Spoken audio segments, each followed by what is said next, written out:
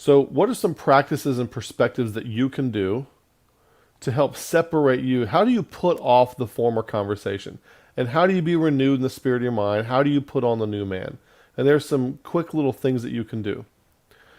You can practice seeing yourself in observation mode as an outside observer. You become what some might call the watcher. Now, you can do this in a very concentrated way when you meditate. Like when you meditate, be still and know that I am God. One of the things when you want to be still is you want to find a way to actually keep your mind still. Be still. Be completely still. Okay? Really be still. Like the prayers that the Holy Spirit makes for us, which cannot be uttered. You want to be completely still. And all the things that are popping up, all the thoughts that are trying to go through your head, you have to realize that they are not you. And you can identify them and say, oh, instead of saying, look at my thoughts, or thinking that the thoughts are you, you could say something like, oh, look at the silly thoughts that this guy is having. All right, these are the kind of thoughts this person sees, or that my ego sees. And then you some people say you identify it and then imagine that it's on a boat on a river, and you just let it go. You just let that thought go, and you realize that it's not you. That's a thought that occurred. It is not you. So you practice, and this takes practice to allow these things to go and realize that they are not you. And eventually you want to discipline yourself so that you can have a clear mind and actually be still and know that I am God. Okay? So you can start off concentrating with this on meditation. And actually the verse, be still and know that I am God, is a great verse to meditate on when you do that. But then you also want to start expanding this out into your daily activities to where, oh, I didn't realize that I did this all the time. You start to realize things that you are doing as if you're observing somebody else do them. And start to see yourself, your actions as an other. And you have to know that this takes time and practice to really get this. And the next thing you want to do is you want to be the bigger background separate from what you observe.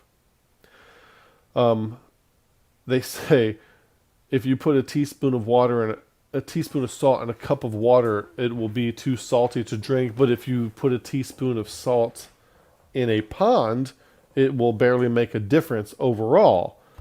The idea is to be the pond. Great peace have they which love thy law, and nothing shall offend them. You want to ask yourself, is anything offending me? And if anything is offending you, if something is salty, causing you to be bitter, causing you to be salty, stop being the cup of water and start being the pond. Start being bigger.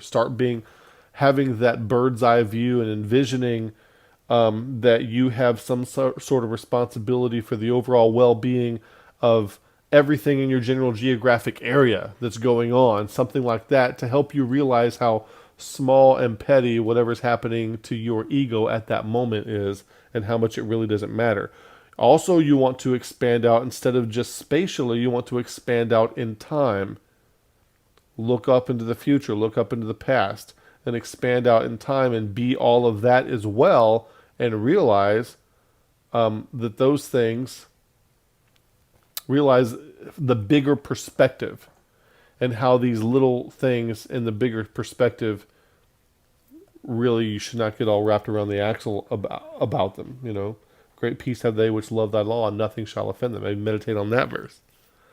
Strive to maintain, then the third thing you want to do is strive to maintain this perspective in all your interactions, and be. Be. What do you mean be? Be. Wherever you be in the now. Be present wherever you are right then. Jehovah said, I am that I am. And it's like, it could be translated, I will be that I will be. It's like an invitation to be the co-creator. We, like in Jordan Peterson's lecture, he said, we are each, I'm putting this in my own words, more or less a tendril of the Logos. And we have that creative power to speak truth in love and create habitable order out of chaos, and to see the potential and bring it into reality. We have that capacity, and we have an invitation from our Creator to be along with Him. All right?